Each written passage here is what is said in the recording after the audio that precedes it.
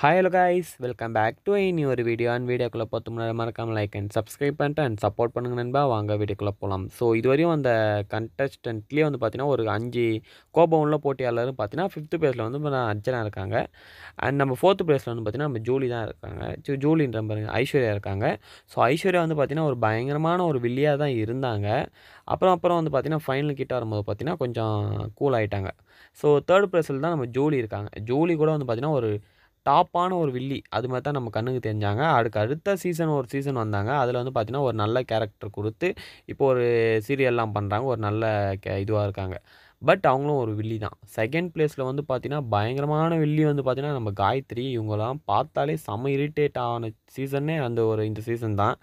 So நம்ம ஒரு டாப்ல யார் இருப்பா? நம்ம வனிதாக்கா தான். வனிதாக்கா வந்து பார்த்தீங்கன்னா, அச்சுக்க யாராச்சும் இருக்க முடியுமா? இவங்க 5 பேரையும் ஒரு கூண்டுல போட்டா கூட வனிதாக்காவோட குரல் அப்படி கேட்கும்.